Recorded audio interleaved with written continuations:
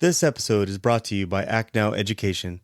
Go to www.actnoweducation.com for free comprehensive educational resources and opportunities for active duty, veterans, military spouses, and children. If I'm gonna, I just said to myself, if I'm going to be a blind guy, I'm going to be the best damn blind person I can be. And I started looking for ways to start doing what I'm already expected to do. I'm still a father, I'm still a son, I'm still a brother, and I'm still a soldier. I was still active duty at Walter Reed. So I have all these responsibilities, all these hats to wear. My life does not belong to me alone. Thank you for joining us today, folks. Today our guest came to a fork in the road after being critically injured while serving in Afghanistan and decided to take the path of positivity, being an inspiration to his loved ones, and created a legacy of a can-do attitude and a never-give-up attitude. He decided the value of the bigger picture of his family over the here and now situation. I'm absolutely honored to have my guest today who served as a former Navy cook turned Army EOD Tech, Mr. Aaron Hale. And for those of you listening, Aaron's Army occupation in EOD is considered one of the most dangerous occupations, especially in our current warfare. For anyone out there unfamiliar, the recent movie Hurt Locker was a job that Aaron performed while in the Army, and was the job that was ultimately caused him to lose his eyesight and hearing from an IED blast while serving in Afghanistan. Aaron, thank you for joining us today. KB, thank you so much for the invite. It's an honor to be here and talk to you and your audience. So Aaron, let's just get things started. In 1999, you joined the Navy as a cook. Can you tell me a little bit why you made that decision, and what was your time like in the Navy? Well, to tell you the truth, it wasn't one of those, I grew up knowing I'd be in the military, quite the opposite. For almost my entire life, up until about a month before I enlisted, I absolutely knew that I'd never be in the military. I didn't have much ambition for it. In fact, I didn't have much ambition for anything. You could describe me as the all-American slacker. I had just enough natural-born talent and personality to get by without ever having to put in a whole lot of effort in anything. I was pretty athletic. I was pretty outgoing. Kind of the floater in school, from the jocks to the nerds and everywhere in between. And I was enjoying life, but I had no path, no goals. I didn't have a mission in life. And while I could get by up through high school on just that, once I got to college, it really caught up with me. All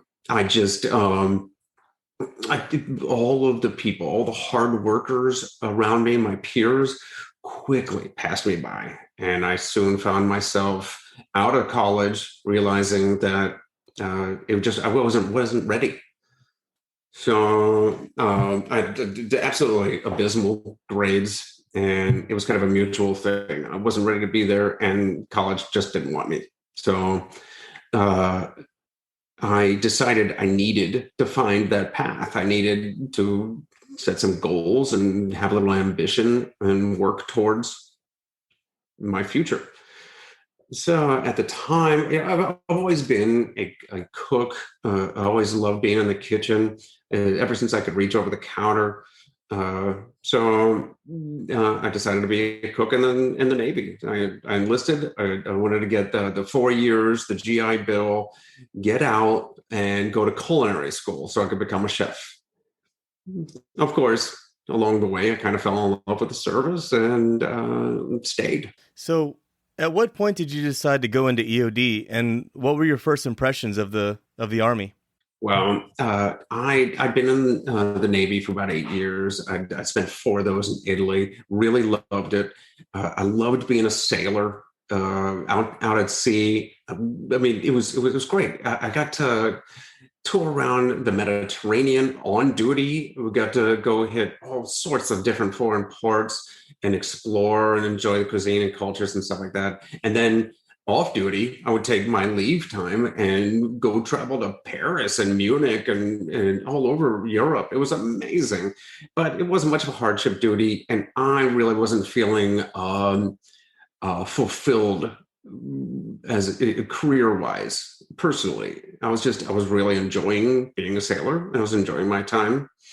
But in 2004, both wars in Afghanistan and Iraq were in full swing, and I was watching it on the ship on CNN.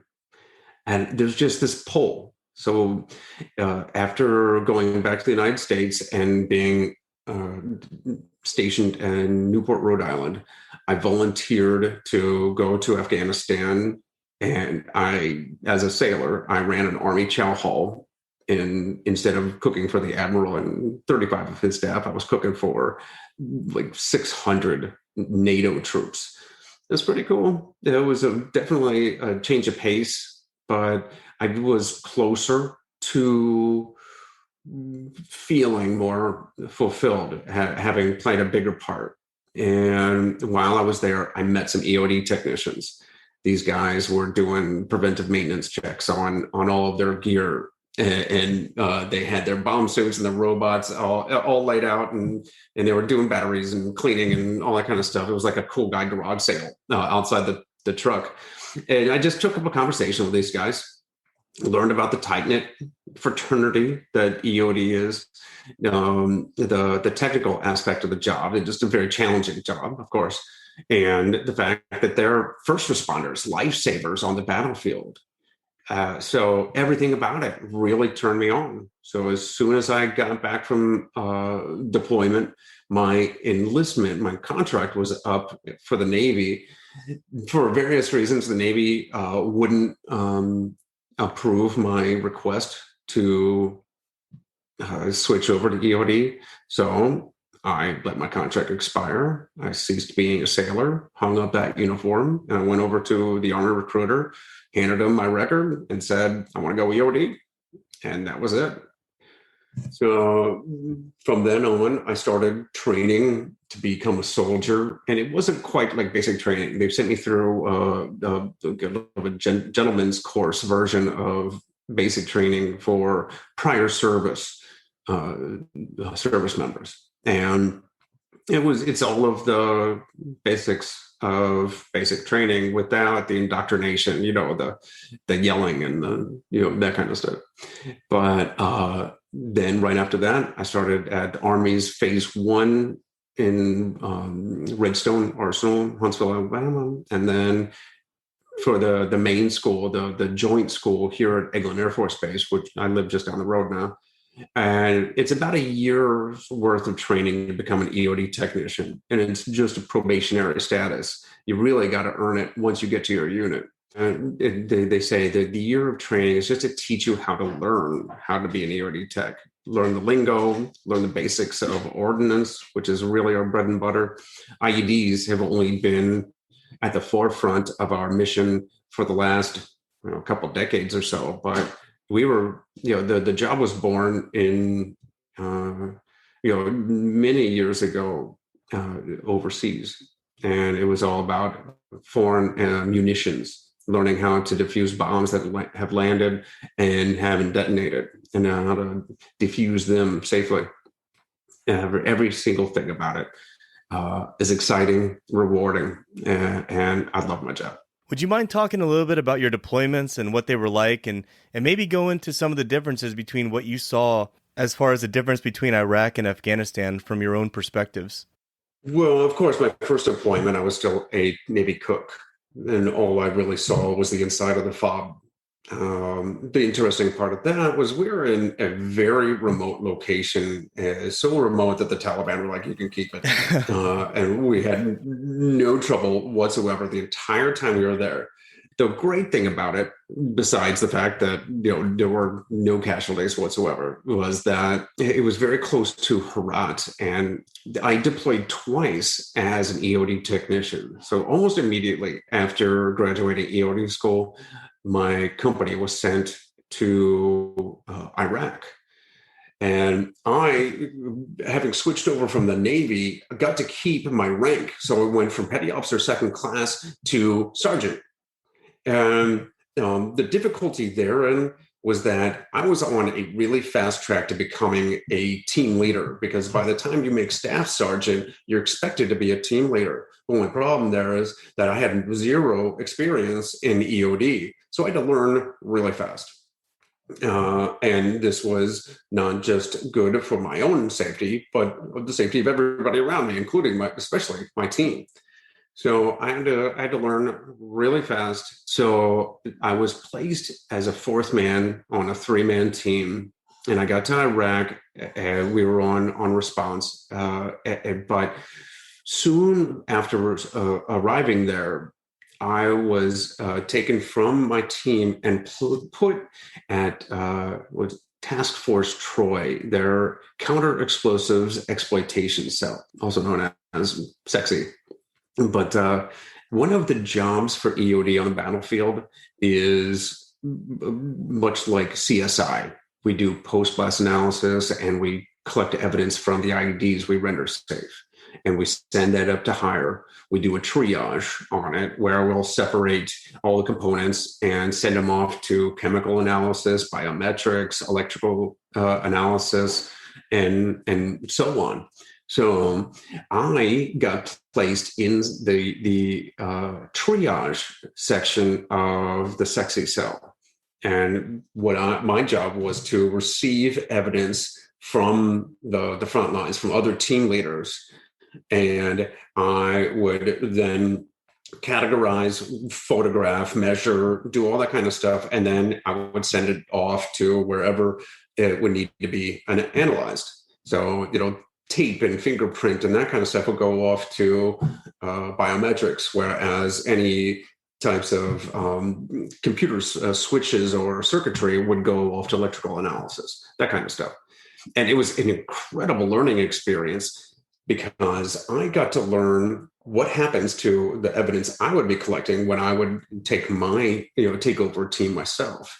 And I learned how they want it packaged.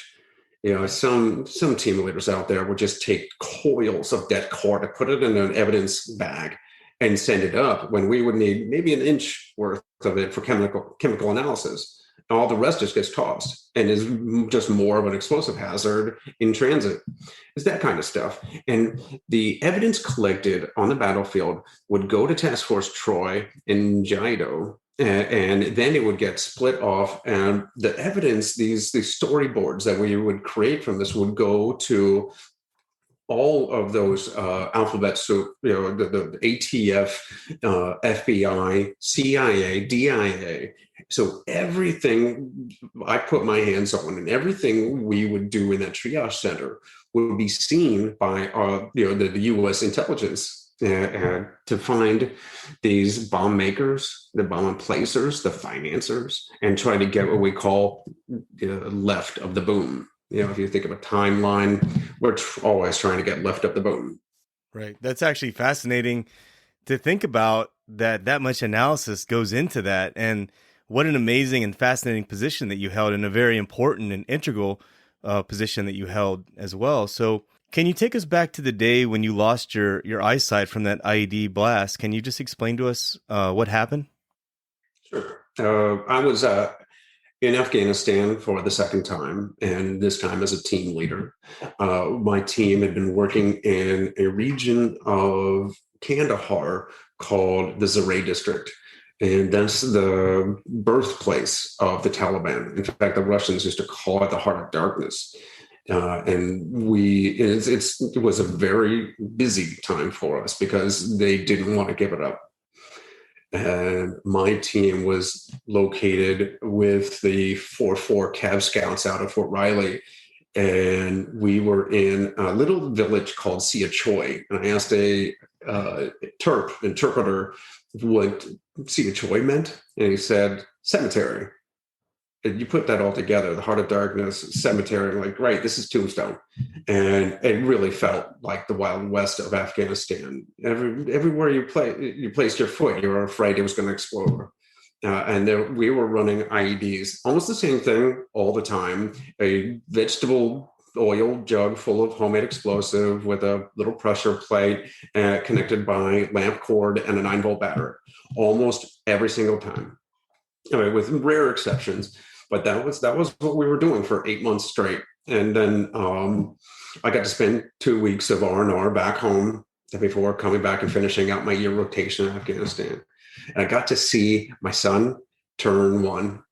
I got to spend a whole Thanksgiving with my family and have a reunion, and it was a great last page in the photo album. Then I got back to work, and it was just days after arriving back in Kandahar. I got in a convoy, jumped into a truck with my team, and we headed out back towards Sia Choi. And along the way, in a convoy, the convoy commander calls back and says, EOD, there's an IED up in the road ahead of us. Can you take care of it? I mean, we weren't even, I still had the luggage in the back of the truck. But time like the present, I got back to work. We threw the luggage off the robot, threw the robot out of the truck, and got to work. And what we found was exactly what you'd expect: was a pressure plate and a jug of HME. So the robot had separated the pressure plate, which is right on top, and it yanked out the wires, so essentially rendering it safe. And I wanted to get that evidence as safely as I could. So I jumped out. The problem was the robot's pinchers, the arm wasn't strong enough to get the jug out of the hard packed earth. So I jumped out with my evidence kit and my metal detector, and I started making my way towards the IED. And about 20 or 30 meters from the original IED, there was a secondary device that hadn't been detected that punted me into the air. I stayed conscious. I don't know how lucid I was, but I was conscious.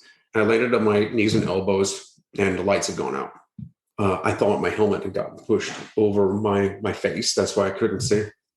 So I did the functions check first. I did the wiggle, the fingers and toes and all that. Everything seemed to be right where I left it. So I reached up to fix my helmet just to find that the helmet was gone. And the very first thing, I kid you not, first thing I thought was, oh no, this is bad. The Army's going to want that back. But that's how it happened. Then it was just my team coming in to pull me out, medics taking a look at me. Medevac chopper arrived in about 14 minutes, and I was on my way right back to Kandahar and then to Landstuhl. And within 48 hours, I was at Walter Reed. Now, I also recall in another interview where you mentioned something that was a little bit awkward about how this specific IED was called in, that wasn't like other IEDs that have been reported, and it had something to do with the amount of civilians that happened to be in the area and how they kind of parted ways. Can you talk a little bit about that? This is speculation on my part, of course, but there are two ways that an ANP officer lets us know about an IED. First way is they just kind of dig it up and maybe they rip it apart, and then they walk it right up to our gate, our ECP, and say, hey, look what I found. Then we're just like, okay, set that down, back away, we'll take care of it, right? And that's how they do it. They're like, what? Look what I got.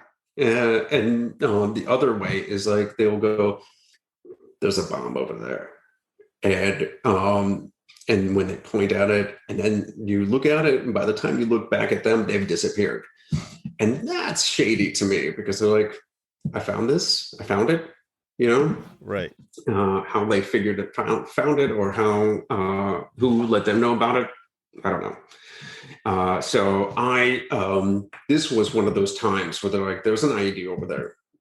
And there was like all these A&P standing around there just milling about. And I said to the Terp, find me their chief. And of course, it's like the biggest dude, the fattest guy. And I gave him I have one of those little laser pointers. I said, I said, where is this IED? And he points at his guy. See my guys over there? Yeah, it's right there. Okay. Would you tell them to get to a safe area? I'm about to go to work. And it was like ninja vanished. They disappeared. Yeah. So it was kind of shady. I gave him my laser pointer. He put the dot right on the pressure plate, said, okay. And then I got to work. So the circumstances around it were kind of shady. There were people stepping all over that place. How come nobody stepped on that secondary device?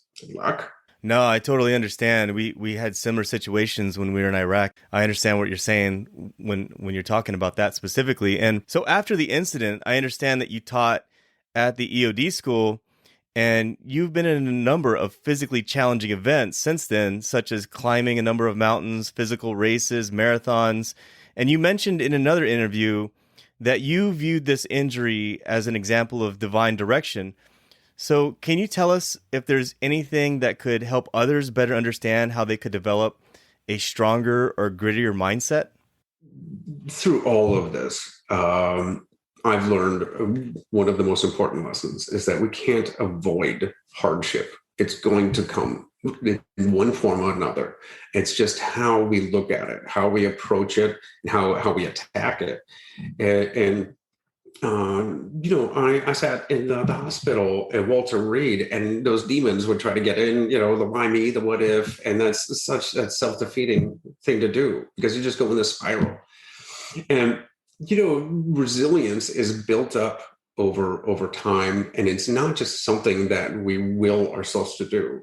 We're not like a rubber band. You don't just like stretch and we bounce back, right? For humans, every time you stress us, every time we endure these hardships, we get stronger. We get better. And things in this life don't just get easier. Hardships don't become easier. We just get better. So when I went blind, like those demons, I call the demons, the what ifs, the why me's, the sad thoughts, try to get in. And thank goodness for an incredible support system with my family, my military training, all of that. I turned it into, I just said to myself, if I'm going to be a blind guy, I'm going to be the best damn blind person I can be. And I started looking for ways to start doing what I'm already expected to do. I'm still a father, I'm still a son, I'm still a brother, and I'm still a soldier. I was still active duty at Walter Reed. So I have all these responsibilities, all these hats to wear. My life does not belong to me alone. And when you look at it, that it's an ethical, I see it as like an ethical imperative that I do and be the best me I can be, despite having endured this setback. So things are going to be harder. And I tell you what, one thing right now, and you know this, and all service members know, something being hard is never a good excuse for mission failure, right? So now I'm sitting there in the hospital at Walter Reed going, okay, I've decided I'm going to carry out my mission. I'm going to be the best dad I can. I'm going to be the best husband and son and brother. I'm going to be the best service member, like to fellow veterans, fellow service members. I can use this as to be an example. And what kind of example is up to me. So I started, as soon as I started learning, after Walter Reed, I went to the Blind Rehabilitation Center in Augusta, Georgia, the VA hospital. I started learning how to be blind. They teach you how to use the phone with the text-to-speech, the computers. I got barcode scanners, all these other tools. The longest learning curve, the longest class there is the orientation and mobility, which is the cane.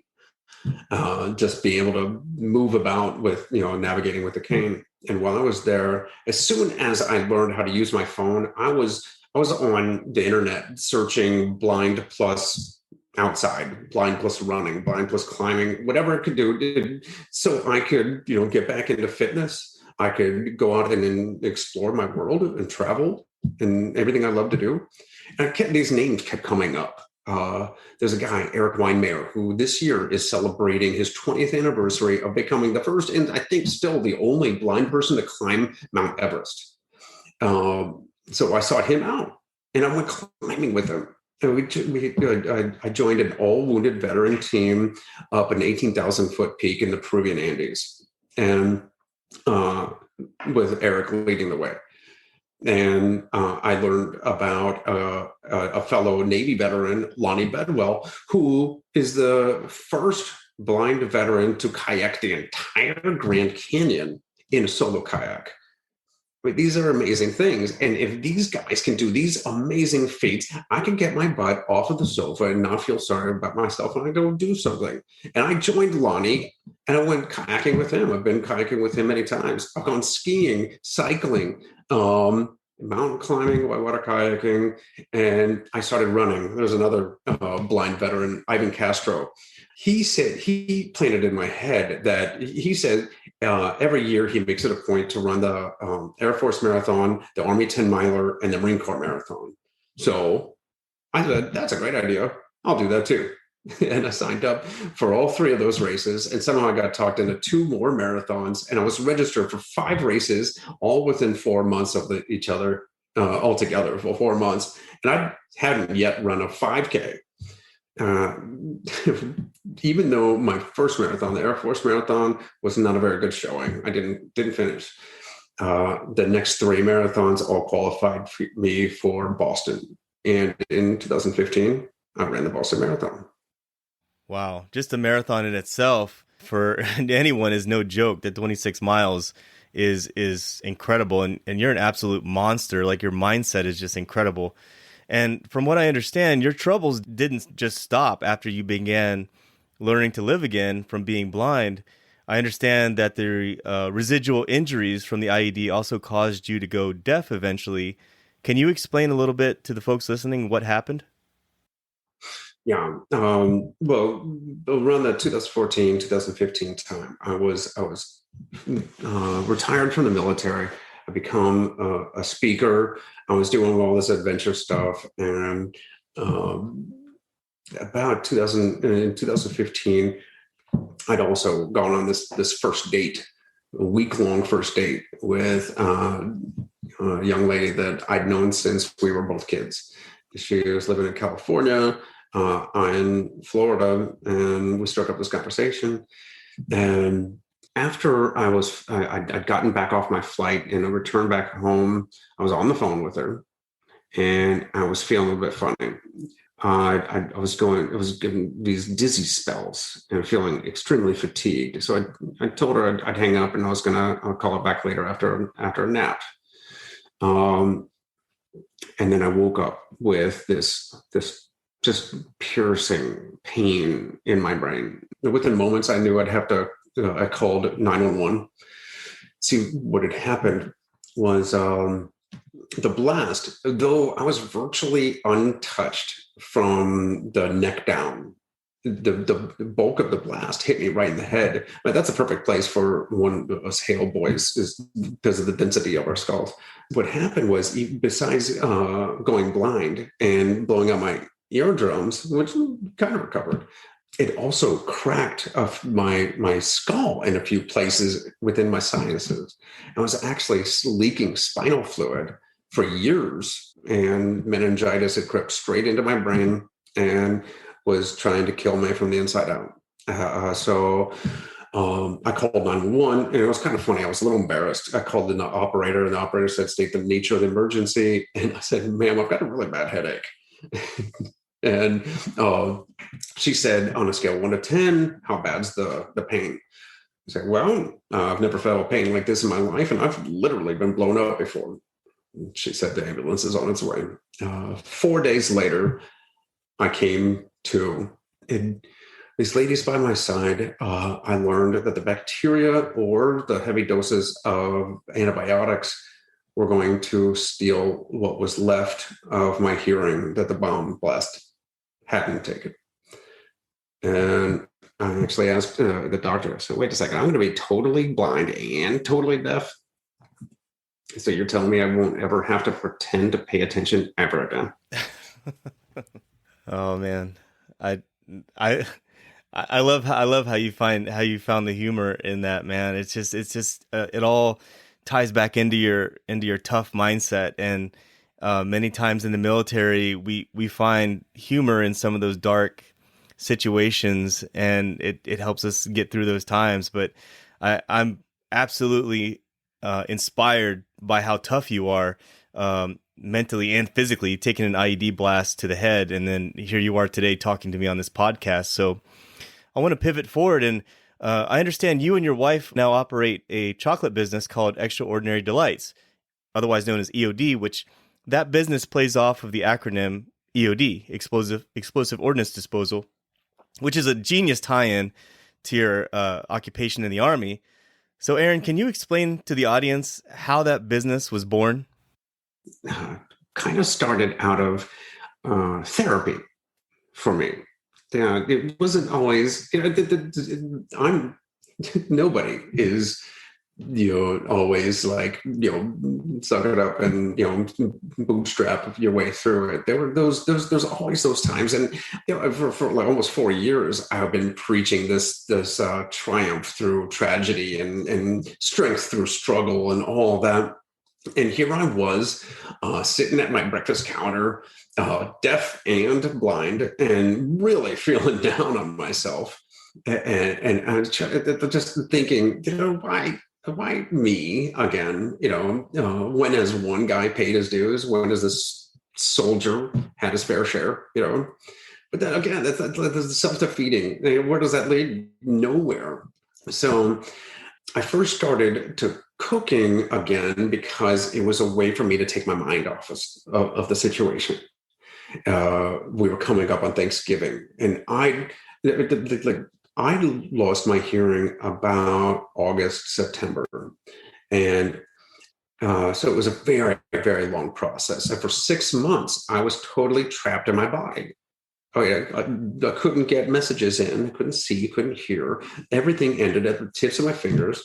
So I started cooking. Thanksgiving was coming, and I just decided, okay, enough of this, pity me thing. Sorry for my situation. We're going to make this feast, right? Huge, huge feast. We're going to invite the friends, the family. They're all coming from, there's going to be this big reunion.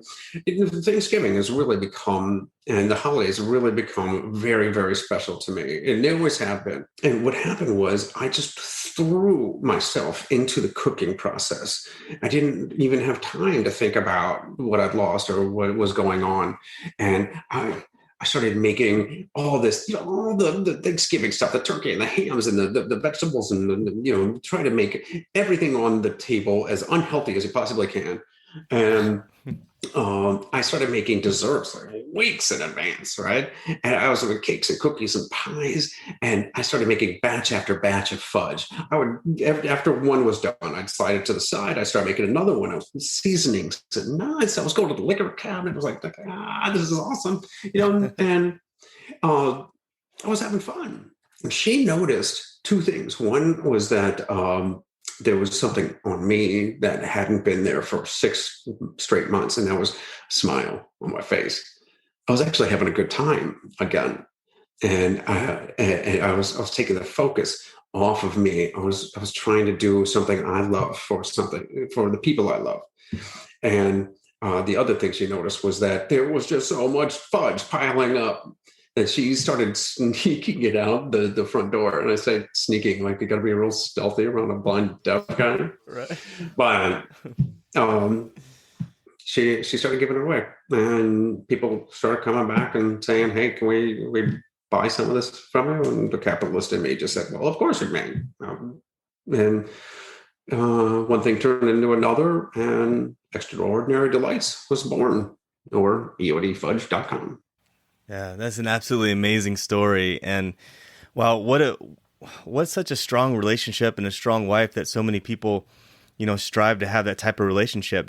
She just dropped everything in California and moved out to Florida and nursed you back to health and stood by your side and helped you get this business off the ground. So can you just explain a little bit about what has been some of your biggest challenges being a veteran entrepreneur? And do you find success in having multiple streams of income with that? Many of the challenges, besides the obvious, I can't see or hear very well, is that the benefits of that, in fact, are that I have to find new and creative ways. I have to find new methods or tools or team members to do what would be my weakness. And the benefit of that, though, is that I gain these team members, these strategies. I find ways to automate and improve on something that I would otherwise feel like doing all myself. Right. So I had to take the step beyond just the can-do attitude and doing everything myself, and just go right into becoming the leader, this business owner, and allowing myself to relinquish some of the control. So the challenge turned itself into a positive.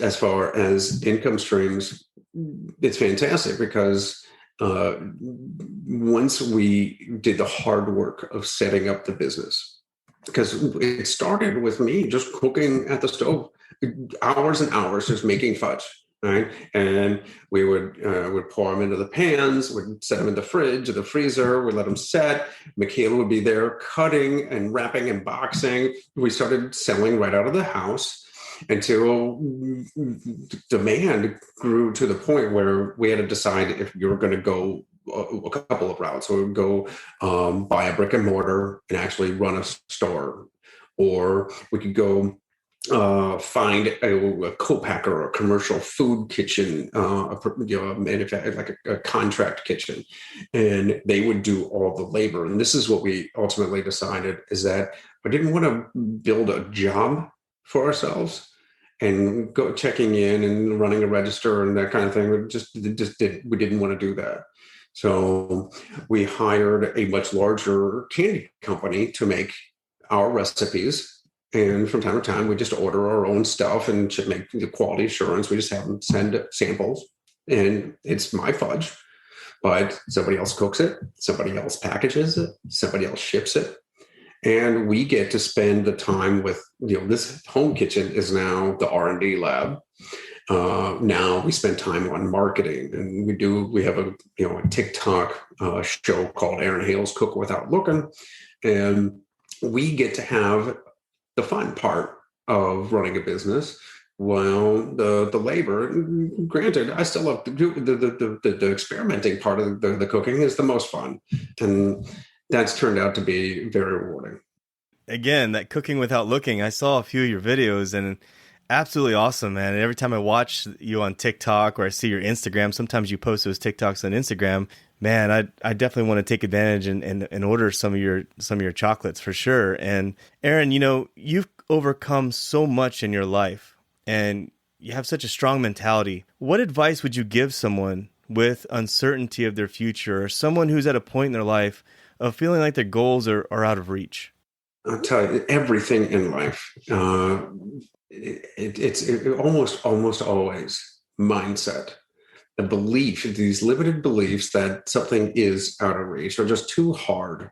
And because I was forced to get started with that, but now it's the success, accepting the hardships, taking those challenges and turning them into opportunities. It is like a flywheel effect. It's hard to get started, but then success begets more success. And there's a compounding effect, really. So each time I find a new challenge and I push myself a little bit harder out of my comfort zone, I find it's easier and easier. It doesn't and it's like I said before, it's not that the hardship gets easier. I just get better. And I get better at how I think about it. Things are still difficult, But now I know that each time I get to a top of a mountain, right, I can look back and go, that wasn't so bad. Same thing with running a race, with kayaking, with starting a business, with all these other things. I know that once I get through the work, I can look back, I can remember, I can say, that wasn't as bad as I thought. And I can move on to the next challenge. So it's all mindset. Right. And speaking of mindset, when we spoke before, you mentioned a book. Can you speak a little bit about that book and how that sort of inspired you and had a little bit to do with your perspectives overall? Limitless. Yes. I recently read this book, and it's pretty fantastic. It's a book by Jim Quick. I think he's got the podcast and even a movie called Limitless. And he, at a very young age, had a TBI in kindergarten or something. And from a very happy-go-lucky and intelligent kid, became slow, kind of depressed, and had almost a learning disorder. So he had to learn an entire another way to learn. And he turned himself into one of the foremost masters of your brain. So he just goes through different types of great, like the top 10 list of brain foods, from blueberries and walnuts to avocados and salmon, and leafy greens and all that kind of stuff, to proper sleep habits and study habits and all sorts of things. And it's a fantastic book, and it definitely helps me out with, I find when I'm reading this that some of the things I'm already doing, some things I already know, some of the things are new to me, but it's pretty cool how he ties everything into his lifelong love of superheroes and comics. And he turned his disability into a superpower. So it's a pretty good book, and I definitely recommend it to everybody. Yeah, it sounds like it. And I'm definitely gonna look into it, and I'll be sure to post that in the show notes as well for anyone else that's interested out there. And for anyone out there who's interested, Aaron, who would like to connect with you either on your social media platforms or on your website or anything, can you talk about how they can get a hold of you? Absolutely. Of course, the website is eodfudge.com, and you can connect through to us through the contact page there. I'm available for speaking, and of course, you can buy our delicious treats on eodfudge.com. Otherwise, you can catch us on social media at EOD Confections on all of the major social pages. Okay. Yeah, and I'll make sure I put all those in the show notes as well. So anyone listening out there interested in connecting with Aaron, I will post all of his social media platforms in those show notes. So take a look at that and check out some of his interesting materials and content that he puts out there, because it's certainly very clever, very inspirational at the same time. And before we wrap up the show today, Aaron, I want to thank you for giving me your time today, and I just want to finish it out by asking, do you have anything else for the audience? Just remind everybody what we've been talking about this entire time is that, look forward to the hardships. I forget who said it, but don't waste the pain. Use it as fuel. And we're going to have to endure some pain at times.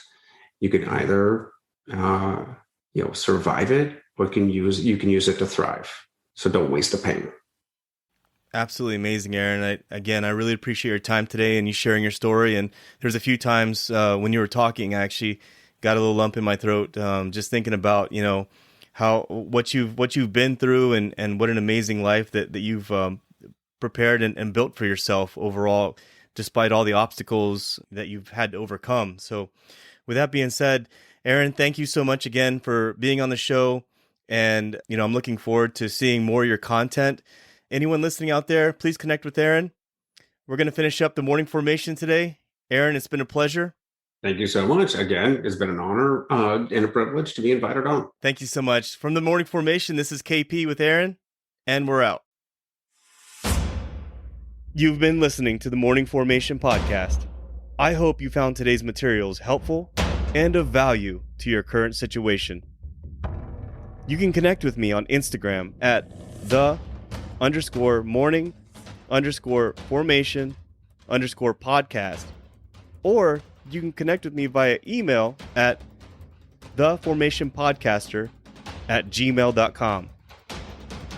Also, I would like to thank my partners at Act Now Education for their support. Authenticity, community, and trusted is what you can expect from all members of the Act Now Education team. You can link up with them today and learn about some new, free educational resources on their Facebook, Instagram, LinkedIn, or at their website, actnoweducation.com. Whether today's show took you back to a nostalgic time or helped you think about tomorrow, thank you for tuning in, and I look forward to seeing you again. Stay safe and stay motivated. Warriors, fall out.